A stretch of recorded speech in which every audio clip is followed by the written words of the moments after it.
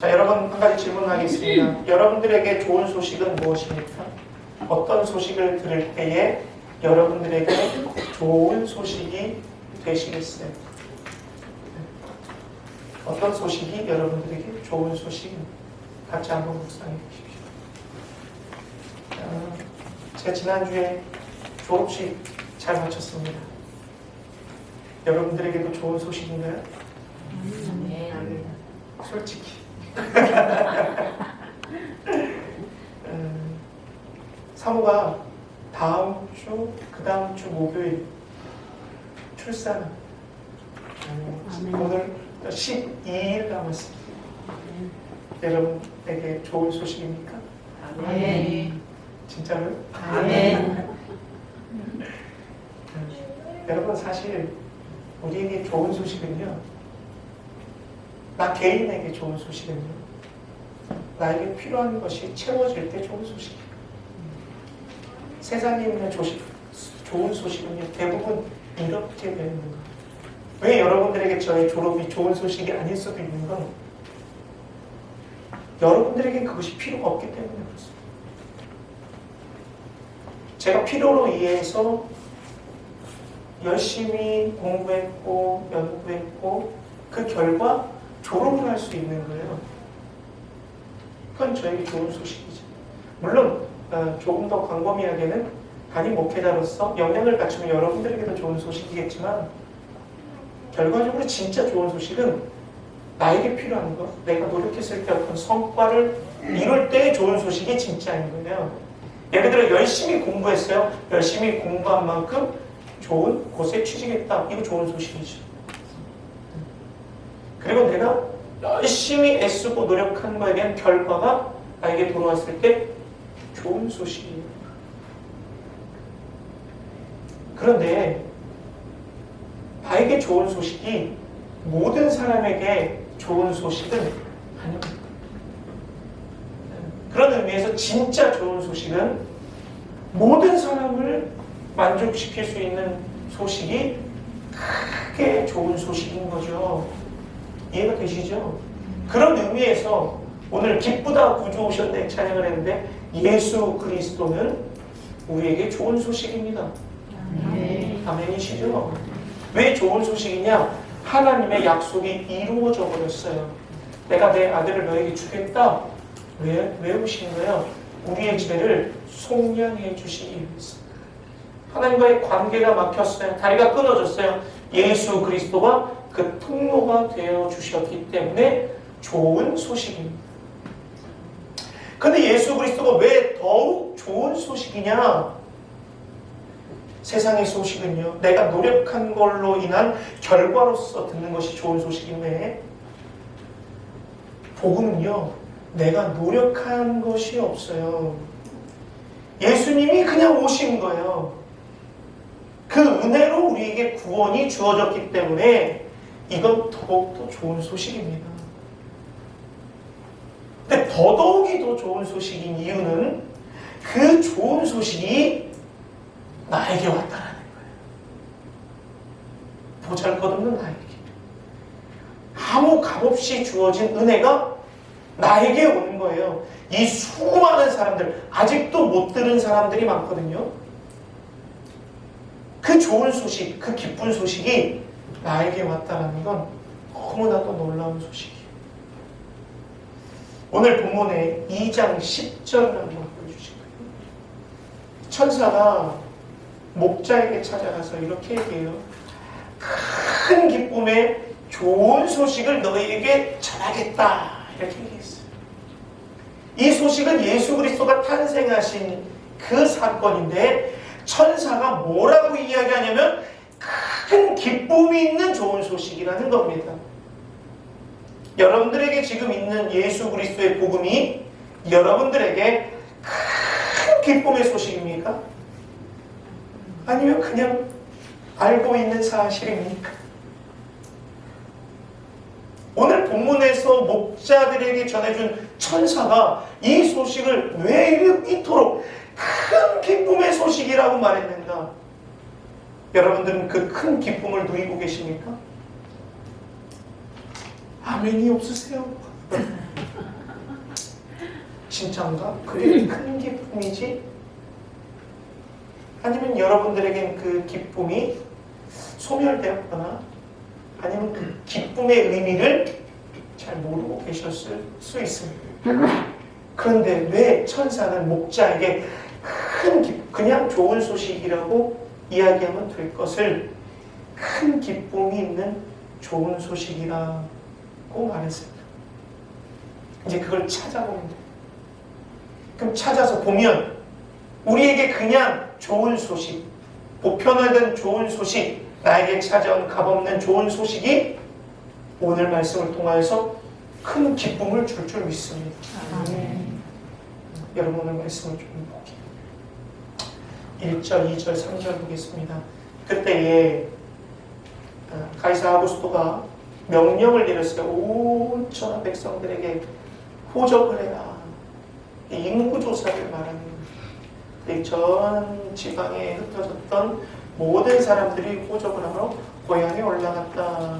이 구레뇨 수리아 총독이 되었을 때 처음 하는 것이라 이 이야기하는 이 말씀은 처음 하는 것이 아니라 때마다 했다라는 것을 이야기하는 거예요. 이때만 한 것이 아니라 때마다 해왔다. 좀 이 당시에 좀 시대적 상황을 설명드리겠습니다. 가이사 아우구스토는 로마의 황제입니다. 지금 예수님은 로마의 제국 시대에 탄생하셨어요. 이 당시 황제는요, 호적, 인구조사, 또 세금 징수, 군사 징집이라는 행정개혁을 이루어서 그 힘으로 왕권을 장악하기를 원했습니다. 이 당시 로마 제국이 전 세계를 평정했어요. 엄청난 힘을 가지고 있었어요. 그때 행정개혁을 했던 첫 번째 개혁이 인구조사예요. 호적하는 것. 인구조사를 하게 되면 어떤 장점이 있느냐? 세금을 매길 수가 있습니다. 한 사람당, 각 사람마다 세금 얼마 내십시오. 그러니까 나라의 곳간이 쌓이게 돼요. 그리고 인구를 정확히 파악하게 되면 군사를 소집할 수 있습니다. 그럼 국방이 강화가 돼요. 그 이후로 인구조사를 매 시행하게 된 겁니다. 근데 로마에만 한 것이 아니라 로마 제국에 속한 모든 속국에게도 인구조사를 시행하게 해요. 왜요? 돈을 걷기 위해서. 이 행정개혁을 했던 나라의 정책은 로마의 평화 정책이었습니다. 바로 팍스 로마나. 로마의 정책, 평화 정책의 첫 번째는 군사적 안정이에요. 아니, 로마의 평화를 이루기 위해서 왜 군사적 안정을 취해야 되느냐? 군사력이 강화되면 전쟁을 멈출 수 있거든요. 조금 경제력이 안정적이고 경제를 이끌어 가려면 외국에서 들어와서 탈취하고 전쟁이 계속 일어나. 그러면 평화가 있을 수 있을까요? 없죠. 그렇기 때문에 국방을 강하게 하기 위해서 군사적인 정책을 펼칩니다. 그게 로마 평화 정책의 첫 번째. 그리고 내부 반란을 잠식시키기 위해서 군사적 안정을 취하기를 원했어요. 두 번째는 경제 발전을 이루는 것이 정책 중 하나였습니다. 그래서 이 무역을 할 수 있는 항로를 개척해요. 그래서 외국에 있는 배가 들어올 수 있도록 하고요. 그 외국에 있는 물건을 팔아서 상업이 발전할 수 있도록 합니다. 그럼 나라에 돈이 많아지면 군사를 더 많이 세울 수도 있고 많은 물건이 오면 소비가 이루어질 수 있으니까 경제가 발전하겠죠. 그 다음 어떤 정책을 펼쳤냐? 교통과 이 인프라, 네트워크를 강화시켰어요. 길을 닦아요. 로마로 올 수 있는 길을 평탄하게 합니다. 그리고 빨리 소통이 이루어질 수 있도록 우편을 발달시켜요. 그로 인해서 많은 사람들이 로마로 집결할 수 있도록 합니다. 그리고 마지막으로 문화를 개방해요. 외국인들의 말도 통용할 수 있고요. 라틴어와 그리스어를 같이 혼합해서 사용할 수 있도록 합니다. 그러면 외국인 사람들도 로마에 많이 올 수 있겠죠. 그래서 이 로마의 평화 정책, 팍스 로마나에 파생된 말들, 우리가 너무 잘 알고 있는 말들이 있어요. 모든 길은 어디로 통한다? 로마로 통한다. 이때 발생된. 또 하나 있죠. 로마에 가면 어느 법을 따라야 된다? 로마법을 다 아시잖아요. 이것 때문에 생긴 거예요. 로마의 법을 강하게 해야 이 로마 평화 정책을 유지할 수 있기 때문에 로마에 가면 무조건 로마법을 따라야 된다는 거였어요. 여러분, 인간이 발상한, 로마 황제가 발상한 이 로마의 법이 기독교에 영향을 줬어요. 사람이 세운 정책입니다. 어떤 것이 있나 좀 잠깐 살펴볼게요. 자, 4절, 5절입니다. 첫 번째는요, 말씀의 성취하는 도구가 되어버렸어요. 요셉도, 오늘 본문이에요. 요셉도 유대를 향해 뭐하러 올라갔어요? 호적을 하러 올라갔습니다. 누구와 함께? 마리아와 함께 호적하러 올라갔어요. 여러분, 인간이 펼친 정책인데요, 하나님께서 말씀을 성취하는 도구로 사용하십니다. 무슨 얘기냐? 미가서를 한번 보겠습니다. 5장 2절입니다. 베들레헴 에브라다야, 너의 유다 족속 중에서 이스라엘을 다스릴 자가 내게 나올 것이다. 누구예요? 요셉은 다윗, 유다의 족속인데 그의 가문에서 누가 나왔어요? 그리스도. 그러니까 지금 로마 평화 정책을 통해서 예수님의 말씀을 이루고 계시는 거예요. 또 두 번째, 어떤 일이 벌어졌느냐? 복음의 촉진제가 되었어요. 여러분, 지난 1년 동안 우리 사도행전 강의했죠? 바울이 전도하러 다닐 때 뭐 타고 다녔어요? 배 타고 다녔죠. 이 팍스 로마나 때문에 항구가 많이 개발됐기 때문에 복음을 전하러 다닐 때 아주 유용한 통로, 복음의 촉진제가 됐어요. 이게 놀라운 역사적 사실입니다. 그리고 또 어떤 일이 있었냐? 로마의 법을 통해서 강력한 보호를 받게 됐어요. 바울이요, 잡혀 죽으러 갈 때 나는 로마 시민권자다 이야기해서 나는 로마에 가서 법을 받겠다 풀려났죠. 아니, 팍스 로마나 이 로마를 지키기 위한 강력한 법 때문에 복음을 증거하는 사도 바울의 목숨이 보장받을 수 있었어요. 마지막으로 공통 언어를 사용하면서 쉽게 이방 땅에도 복음이 전하게 되었습니다. 그러니까 요한복음 19장 19절부터 20절 보니까요, 빌라도가 예수 그리스도를 죽일 때 머리 위에 패를 썼어요. 뭐라고 썼냐? 나사렛 예수는 유대의 왕이다 기록했는데 그곳에 어떤 말로 썼냐면 히브리어, 로마, 헬라 말로 기록했다. 이방 땅들에게 이 사람이 유대의 왕이었다 라고 기록할 수 있는 이런 영향을 많이 주었다는 겁니다. 여러분, 이런 걸 통해서 우리가 알 수 있는 내용이 있습니다. 하나님은 세상의 역사 속에서도 일하고 계신다는 것을 우리가 발견하게 됩니다. 이 당시의 세상만 아니라 오늘날 이 세상에서도 세상의 역사 속에 하나님은 일하고 계신다는 것을 우리는 알아야 합니다.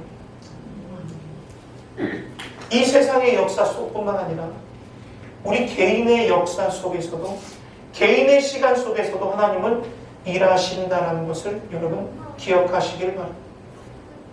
그렇기 때문에 우리는 하나님의 주권을 인정해요. 하나님은 반드시 약속하신 말씀을 이 세상의 시간 속에, 이 나라의 시간 속에, 개인의 시간 속에 반드시 이루실 줄 믿습니다. 아, 이게 되겠어? 지금 너무 어지러운데? 지금 환경이 이런데 이 상황이 되겠어? 아닙니다. 반드시 하십니다. 하나님은 그런 분이세요. 다시 좀 본문으로 돌아가 볼게요. 자, 지금 로마의 평화 정책에 대해서 좀 살펴보았어요. 그렇다면 지금 천사가 말한 큰 기쁜 소식은 이 세상에서 평화를 추구하기 위한 정책을 펼치고 있는 이 세상 속에서 목자에게 말한 이야기입니다. 아니, 궁금해졌어요. 지금 이 세상은 평화를 추구하기 위해서 일하고 있는데 그것보다 더 좋은 소식이 어디 있어요? 나라가 평화로워진다는데요? 경제가 발전한다는데요? 군사가 안정화돼서 외부의 침략이 없어진다는데요? 그거보다 더 좋은 소식이 뭐가 있어요? 나도 그 속에서 평화를 보장받을 수 있고, 나도 경제가 올라가면 내 수입도 올라갈 것이고, 또 인프라가 구축됐으면 우리의 삶을 편안하게 지낼 수 있는 이 로마의 시기에 왜 천사는 목자들에게 가서 큰 기쁜 소식을 줄게 이렇게 이야기했을까라는 거예요. 의문점이 있지 않습니까? 사실 이 로마의 평화 정책에는 한계가 있기 때문에, 첫 번째 한계는 무엇이냐? 로마의 평화는 강압적인 평화였어요. 군사적인 평화, 정치적 통제 속에서 이루어진 평화입니다. 내부적 반란군을 제압할 수도 있고요, 외부의 침략도 제한할 수 있어요. 그러나 그 속에 여전히 소외되고 억압받고 착취당하고 노예로서 식민지로서 살아가는 사람들이 너무나도 많이 있었다. 평화를 추구하는데 한편에서는 아직도 억압받고 아직도 착취를 당하고 아직도 노예를 생활하면서 자신의 삶을 살 수 없는 그런 것이 공존하는 시대가 이 땅의 평화입니다. 완전한 평화가 아니에요. 권력이 있는 자들을 위한 평화입니다. 황제를 위한 평화예요. 황제가 이 평화를 놓치지 않기 위해서 군사적으로, 경제적으로, 강압적으로 만들어 놓은 평화입니다. 그러니 진짜 평화는 아닌 거죠. 또 두 번째 로마의 평화는요, 부분적인 평화예요. 앞서 말씀드렸지만 모든 사람들이 평화를 외치고 있지만 한편으로는 식민지로, 또 억압으로, 착취로, 노예로 소외된 자가 너무나도 아픔과 괴로움을 당하고 있는 권력자들만은 소유하는 평화, 소외된 자에게는 적용되지 않는 평화, 너무나도 부분적이죠. 또 로마의 평화는 일시적입니다. 이 로마의 박스 로마나는 기원전 27년부터 기원 후 180년까지 약 200년가량을 이 평화를 유지할 수 있었어요. 황제가 바뀌고 또 정권이 교체가 되고 계승이 되는 과정 가운데 마찰이 생기고 권력을 잡기 위해서 서로 싸우게 되죠. 나라를 부강시키기 위해서 불필요한 세금을 걷게 됩니다. 권력에 올라가기 위해서 자리 싸움을 하게 됩니다. 그리고 자리에 올라간 사람들은 부정부패를 일삼아요. 타락하게 되죠. 그래서 우리가 누가복음 3장에서도 우리가 살펴봤을 때 침례 요한이 회개하라, 주님의 날이 가깝다라고 말할 때 무리들이 찾아와서 이렇게 얘기합니다. 어떻게 하면 구원을 받습니까? 옷이 두 벌이냐? 나눠줘라. 세리들도 찾아옵니다. 어떻게 하면 구원을 받을 수 있겠습니까? 부당한 세금을 취하지 마라. 또 군인들이 와서 어떻게 하면 우리가 구원을 받겠습니까? 강탈하지 말고 거짓말로 고발하지 마라. 뭐예요? 온 세상이 부패하고 부정에 찌들어 있다는 것을 보여주고 있는 거예요. 여러분, 세상이 만드는 평화는 일시적입니다. 부분적입니다. 강압적인 평화입니다. 아직도 이 세상에 있는 사람들은 기쁨을 원하고 있습니다. 그러면서 이렇게 얘기해요. 나라가 잘 되는 것과 내가 지금 살고 있는 것은 무슨 관계가 있느냐. 평화를 외치고 있지만 아직도 내가 소외받고 있는데 나와 무슨 상관이 있습니까? 라고 이야기하는 거죠. 여러분, 우리나라 지금 GDP가 몇만 불입니까? 3만 불 시대를 뛰어넘은 지 오래됐어요. 3만 7천 불입니다. GDP가 37,000군이라는 것은요, 이 나라의 인구의 삶이 수준이 올라갔다는 의미예요. 경제가 좋아졌다는 의미고요. 사회적으로 안정됐다는 의미입니다. 교육적인 수준도 올라갔고요. 그만큼 인적 자원이 풍부하다라는 의미예요. 그런데 뉴스에서 매일 새로운 소식이 나타납니다. 처음 수출이 이만큼 돌파했습니다. GDP가 이제 곧 4만 불 시대를 다가서고 있습니다. 그것과 여러분들의 삶이 뭐가 달라집니까? 여러분들의 삶이 평화로우십니까? 나라가 부강해지고 군사력이 세계 5위인데 여러분들의 삶이 위로가 되십니까? 그들은 아직도 싸우고 있어요. 자리를 차지하기 위해서. 아직도 소외된 자들이 많다고요. 아직도 손길이 못 미치는 곳이 너무나도 많아요. 이것이 세상의 평화예요. 그것과 우리와 무슨 상관이 있을까? 하나님의 은혜로 원전을 받는 나라에서 원전을 주는 나라가 되었지만 아직도 싸우고 뜯고 자리를 위해서 혈안이 되어 있는 나라나 로마의 그때의 나라나 다를 것이 하나도 없다라는 거예요.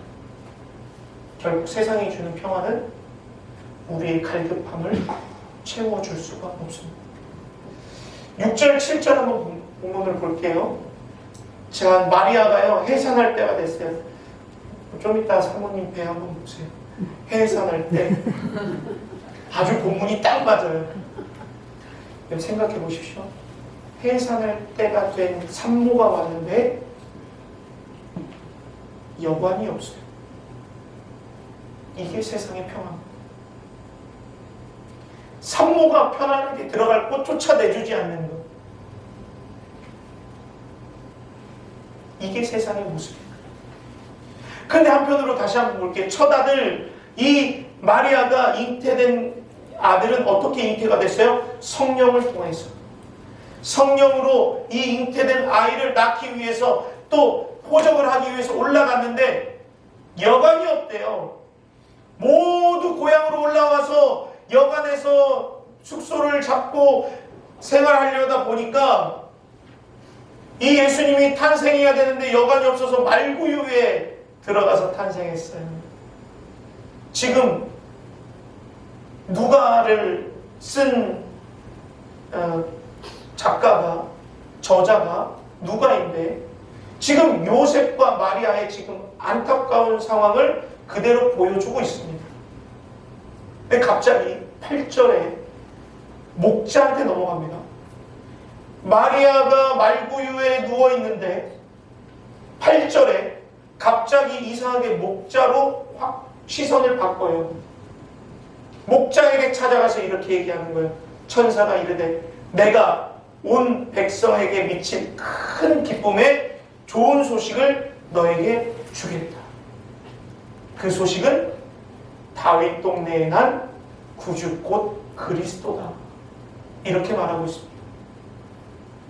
여러분, 여기서 우리가 두 가지 집중해야 될 것이 있습니다.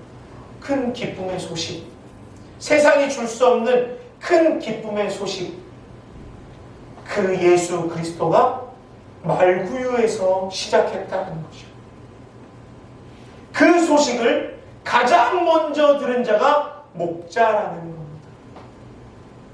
여러분, 이 두 가지를 꼭 기억하시길 바랍니다. 세상의 평화는 예수님이 주는 평화와 달라요.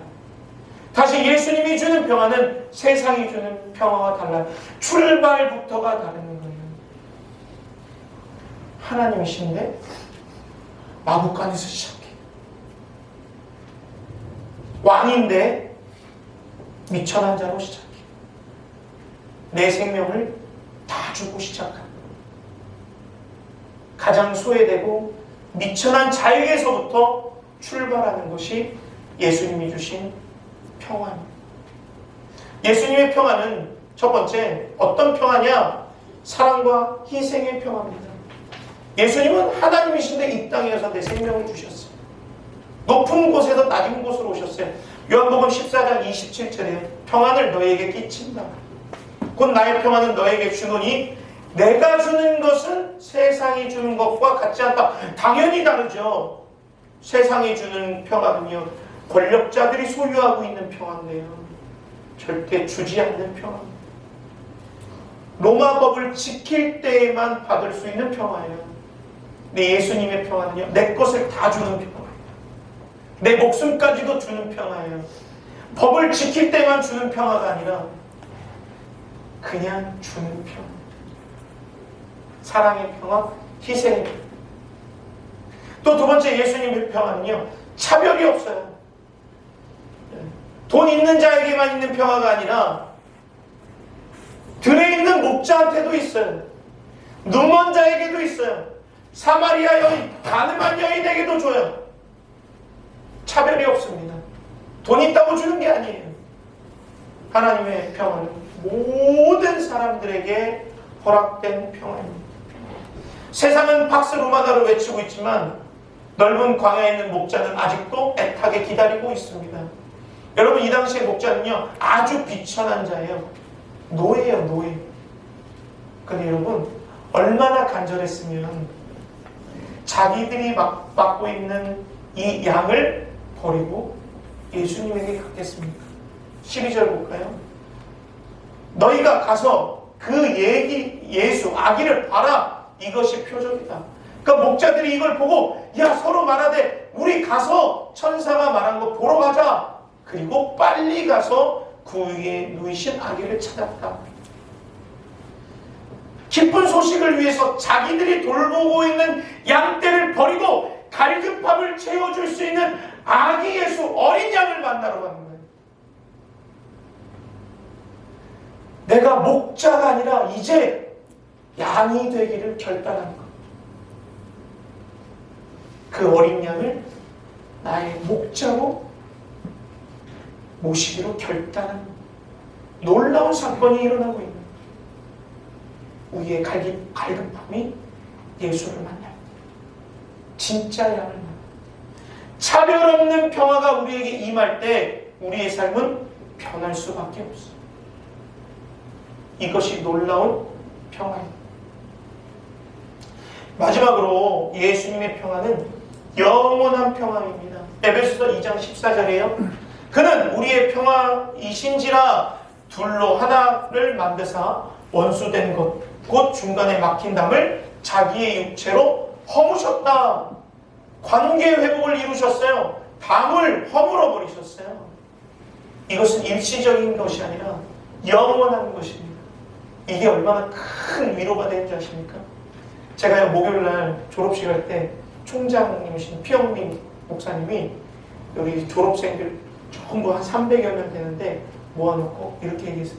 여러분, 이제 공부가 다 끝나고 사역하러 나가실 텐데 여러분들 어떤 일을 하시든지 기도하고 하십시오. 그랬는데 기도했을 때 예수님이 아무 말도 안 해도 기도하고 하십시오. 예수님이 잘 얘기 안 해요. 그래도 기도하고 하십시오. 왜? 예수님은 들으십니다. 그리고 일하십니다. 그렇게 말하는 거예요. 아, 엄청 은혜 받았어요. 왜냐? 예수의 육체로 말미암아 막힌 담을 허물어 버리셨고, 우리가 예수의 이름으로 기도하면 아버지께서 응답하시거든요. 이게 놀라운 역사. 이게 진짜 우리에게 허락된 영원한 평화입니다. 사랑하는 여러분, 예수님이 주신 평화, 세상이 주는 평화와 다릅니다. 요한복음 16장 33절 한 절만 보고 우리가 마치겠습니다. 너희가 세상에서 환난을 당하나 담대하라. 내가 세상을 이겼다.